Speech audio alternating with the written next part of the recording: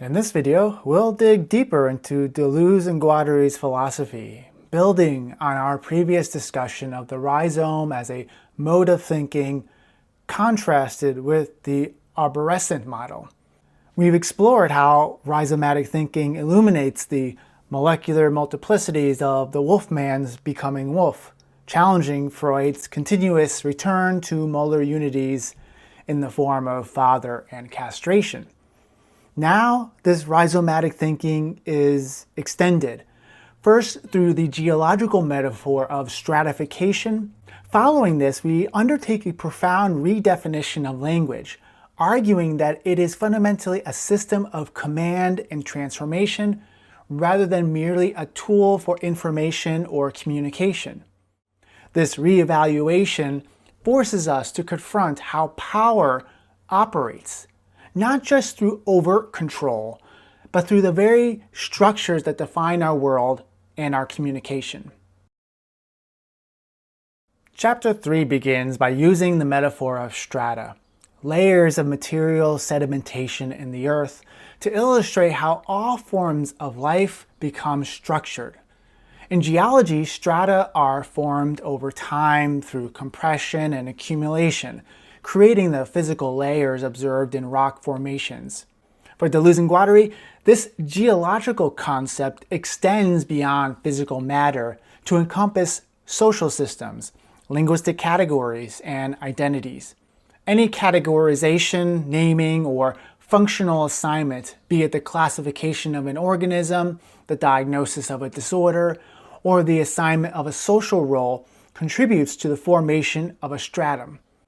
These strata often appear natural or necessary, but frequently serve as expressions of power, organizing life into fixed patterns that limit possibilities. The formation of strata occurs through a process called double articulation. The first articulation organizes matter into form. So cells become tissues, or loose sediments compress into rock layers. The second articulation assigns function or meaning to these forms. So tissues become part of an organ, or rocks being classified by geologists. This model applies not only to physical entities, but also to societal structures. For instance, people may be grouped by shared traits, the first articulation, and then assign specific roles or expectations, the second articulation. An individual might be recognized as female, immigrant, or student, and subsequently expected to conform to behaviors associated with that category, leading to stratified, managed, and often restricted identities.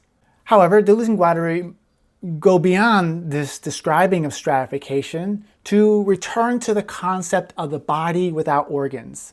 The body without organs represents the potential for life to assume new forms, free from predetermined structures.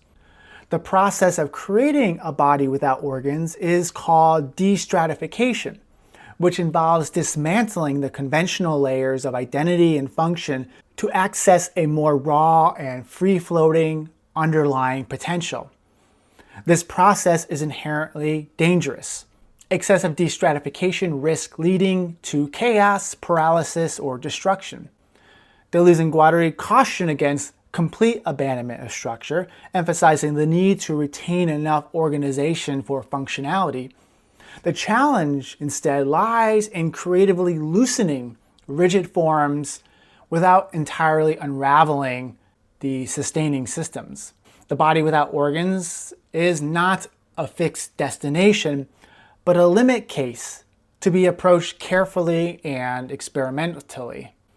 To navigate this tension, they introduced the concept of assemblages.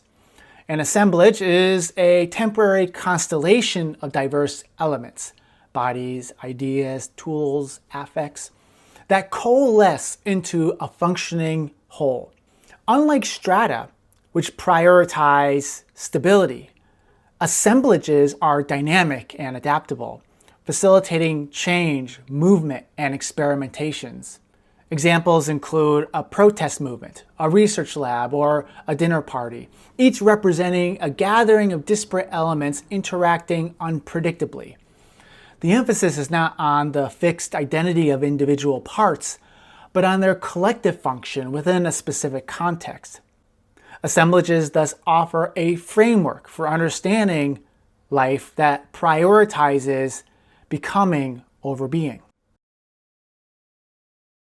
The first section of Chapter 4 directly challenges the conventional understanding of language as primarily a tool for conveying information or facilitating communication. It posits that when a teacher instructs students, for example, the act is less about informing and more about ensigning or issuing orders and commands. Consequently, the fundamental unit of language is redefined as the order word rather than a means of communication. Language in this view is designed to compel obedience rather than be merely believed. Even simple phrases like ready, yes, and go ahead are presented as foundational forms of speech that command life and are integral to large-scale endeavors. The act of ordering is described here as redundancy, since it inherently refers to prior orders, suggesting that communication is less about novel information and more about the reiteration and enforcement of existing directives. Information, therefore, is merely the strict minimum necessary for the emission, transmission, and observation of orders as commands. Language operates by transmitting hearsay, what someone else said to you, rather than what one has directly observed or felt, implying that all discourse is indirect, and hence what is meant by the primacy of redundancy here. This is contrasted with the communication of bees, which can convey the location of food they've seen, but cannot transmit a message received from another bee to a third party who hasn't witnessed the source. This inability to transmit what has been communicated to it signifies a lack of language in bees, as genuine language necessarily goes from a second party to a third party. Then, drawing on Austin's theories, the chapter highlights performative and illocutionary speech acts. That is, actions accomplished by saying something, such as, I swear that, or in merely speaking, asking a question. These acts are characterized as immanent relations between statements and acts, or implicit or non-discursive presuppositions. And there are three key implications of this understanding of speech that are identified.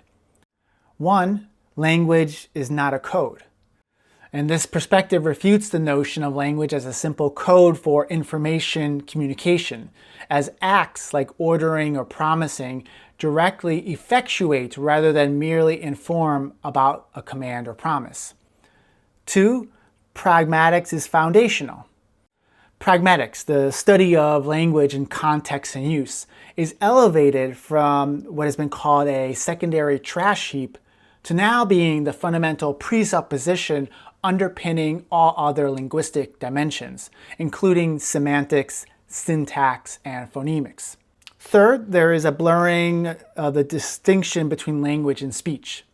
The traditional distinction between language, the abstract system, and speech, its individual use, is dissolved as the meaning and syntax of language can no longer be defined independently of the speech acts they presuppose. An example provided is a judge's sentence, transforming an accused into a convict. Such transformations are characterized by their instantaneousness and immediacy, taking effect the moment the order word is performed. The concept here underscores how language, through order words, directly intervenes and shapes reality. Now, the first part of this chapter concludes by asserting this, that pragmatics is a politics of language. It explores how order words and incorporeal transformations are linked to social bodies and effectuate imminent acts.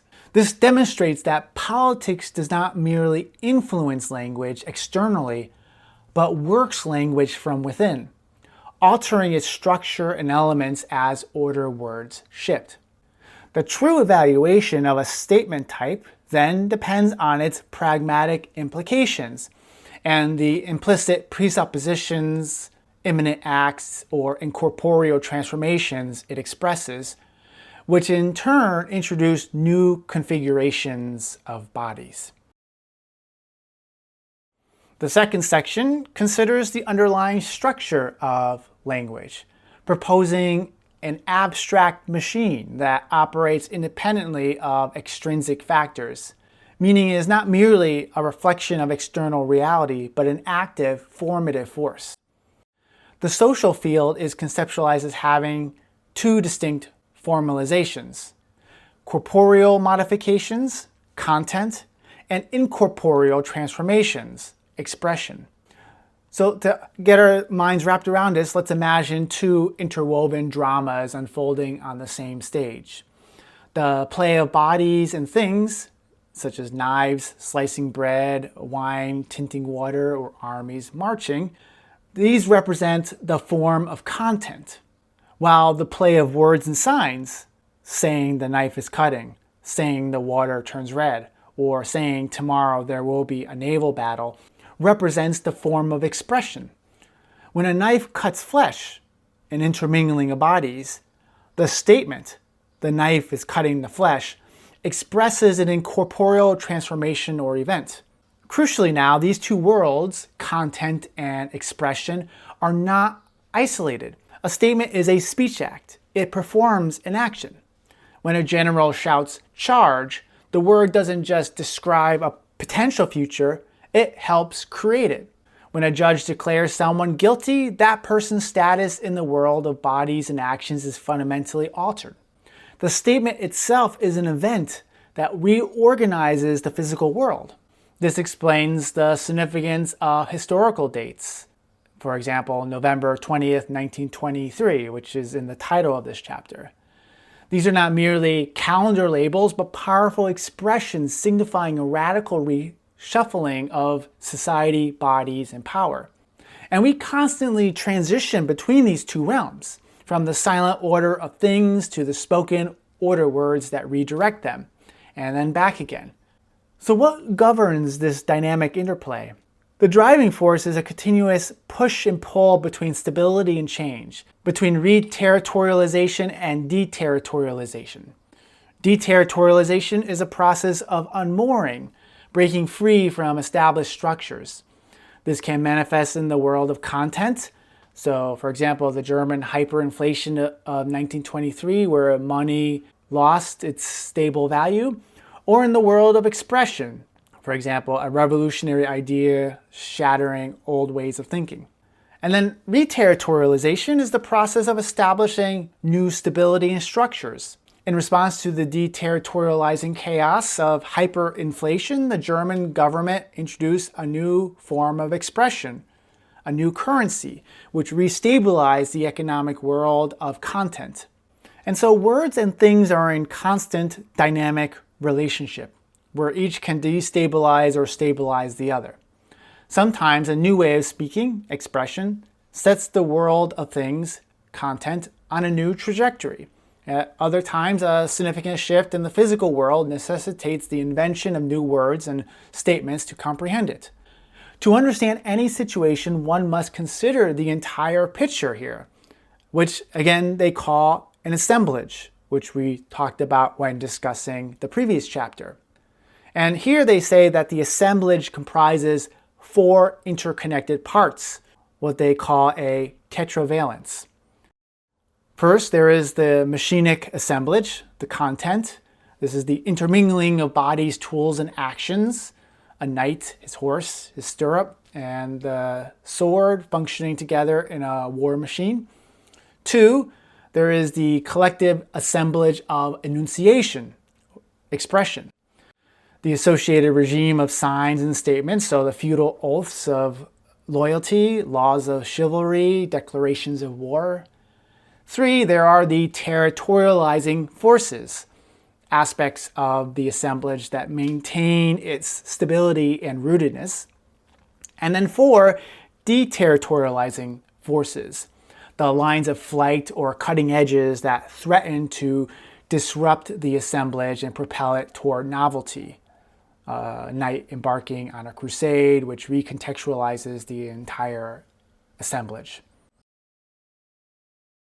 Section 3 directly challenges the linguistic pursuit of constants or universals that define language. Traditional linguists, they argue, seek unchanging building blocks and universal rules to establish linguistics as a pure science, free from real-world influences. This approach emphasizes concepts like competence, that is the underlying grammatical knowledge, and homogeneity, the perfect fit among language parts. Deleuze and Guattari dispute this, highlighting that language is inherently full of variations. And they note how speech differs based on context, interlocutor, or mood. So a father speaking to his son versus a lawyer in court. These variations are not mistakes, but in fact integral to language's operation. They draw here an analogy to music. Classical music follows clear rules, but chromaticism, that is the use of notes outside of a prevailing musical scale, loosens these structures, shifting emphasis from fixed forms to continuous variation, akin to jazz improvisation. Similarly, language, they argue, is in constant flux. And they propose here a generalized chromaticism for language, where all elements, from sounds to meanings, are in continuous variation. This variation is not merely individual, but a fundamental pervasive aspect of language. And they refer here to the abstract machine of language as singular and constantly generating new possibilities, rather than a universal, unchanging system. This creative force continually shapes and reshapes language, pushing it beyond established boundaries. They contend that traditional linguistics is, in fact, not abstract enough. Ultimately, they advocate for embracing language's inherent fluidity and ongoing transformation rather than seeking fixed constants. Language is viewed here as a dynamic, living entity, always in motion, full of unexpected twists, rather than a static, well-defined system. In the final section of this chapter, Deleuze and Guattari continue their critique of traditional linguistics, arguing that the pursuit of fixed rules and constants is not solely a scientific endeavor, but is in fact deeply intertwined with power and control. They suggest that linguists' attempts to create a homogeneous or standardized language system are inherently political. This act aims to centralize and normalize language, transforming it into a major or dominant language. Grammaticality, for instance, is presented not merely as a linguistic rule, but as a power marker. Nonconformity to these rules then is seen as deviance, requiring at least correction and perhaps even institutionalization. The authors assert that there is no mother tongue in a pure sense. Rather, it is a dominant language that imposes its structure. And so they introduce two functions of language. A major language, building a rail network with fixed stops, and a minor language, where tracks bend and trains drift onto unforeseen routes, to continue the metaphor here. However, they immediately complicate this distinction, arguing that every language, even a major one, is inherently variable. And they give an example of when Irish speakers adapt Imperial English into another form of Hiberno English, or Black communities remix American English into Black English. They are not simply preserving a separate code. They are, in fact, destabilizing the major language itself.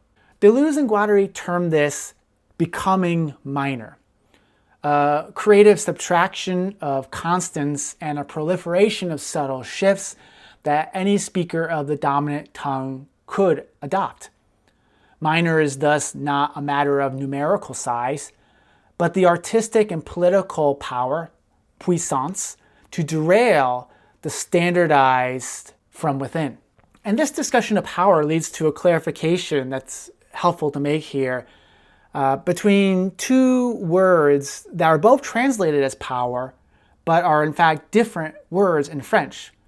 The words are pouvoir and puissance. Pouvoir is associated here with the major function of language, denoting an externally imposed, hierarchical, structural, and limiting power. Conversely, the other kind of power, puissance, relates to the minor function of language, referring to an internal, immanent power linked to continuous variation, becoming, and the ability to break free from rigid structures. It embodies the power of improvisation, transformation, and creation. To illustrate how power circulates through speech, Deleuze and Guattari return to the order word, presenting it with two inseparable aspects. At its harshest, it is a miniature death sentence. Do this or be cast out. Yet it always carries a second tone, a warning cry or message to flee, the possibility of evasion rather than submission. Every official rulebook, like a lion's roar, signals both dominance and danger. On one plane, the order word establishes clear figures and oppositions, legal, illegal, grammatical, ungrammatical. And this is mirrored by distinct social bodies, citizen, outlaw, teacher, pupil. On another plane, a different energy emerges, tiny intervals, microshifts, and stutters that dissolve these figures into a fluid continuum. Thus, a major language is not inherently condemned simply because it holds power. The crucial question is whether its structure confines us to fixed platforms or whether we can forge new pathways, unexpected transfers, whispered passwords, hybrid accents, as they say. They emphasize that being minoritarian is not about numerical size, but about becoming, a continuous process of deviation from the established norm.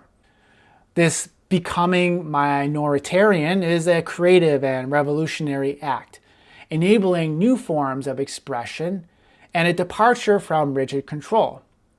It also involves discovering what they call here passwords. That is, words that facilitate movement and passage, which function beneath and subversively against the order words that impose limits and stoppages. Thanks for making it all the way to the end. Given the very positive response to the first video covering A Thousand Plateaus, I definitely wanted to cover some more, thanking everyone for their support around that video. And I do plan on continuing to work through more of this book over time, and hopefully at a little bit of a quicker pace than I have with the second video. If you would like to support this work, there are several ways you can do that. You can like the video, you can share it with others, you can subscribe to the channel if you haven't already. And if you would like to financially contribute to support this work, you can do so through the Super Thanks button here on YouTube. You can also become an ongoing contributor over on Patreon, where I offer video transcripts, unedited materials, prioritize questions and comments here on YouTube, provide these diagrams that I use in these videos. The link is below. I would like to thank the following for already supporting this work over on Patreon. And I will leave you with this final order word for today. Be well.